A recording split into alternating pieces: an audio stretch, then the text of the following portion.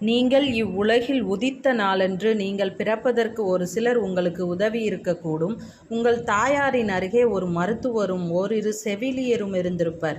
நீங்கள் பிறந்தவுடன் உங்கள் முதுகில் யாரோ தட்டி கொடுத்திருந்தாலும் சரி, உங்களுக்கு எவ்வளவு உதவி கிடைத்திருந்தாலும் சரி, முதல் சுவாசத்தை நீங்கள் தான் தனியொருவராகத்தான் எடுத்திருப்பீர்கள். பிறகு மீண்டும் மீண்டும் சுவாசித்தீர்கள். நீங்கள் தான் அதை செய்தீர்கள். வழியில் உங்களுக்கு யாரேனும் உதவி இருக்கக்கூடும். ஆனால் உங்களுடைய சுவாசத்திற்கு நீங்கள் தான் பொறுப்பு. உங்களுக்காக இன்னொருவர் சுவாசிக்கவில்லை.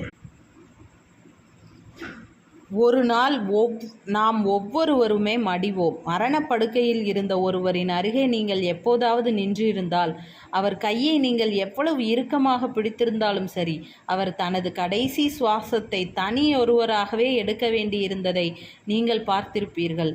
நீங்களும் நானும் கடைசியாக சுவாசிக்கும்போது நாமும் தனியொருவராகவே சுவாசிப்போம்.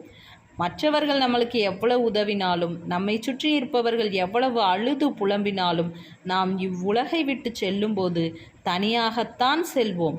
விண்ணுலக பயணத்தில் யாராலும் நமக்கு துணை வர முடியாது.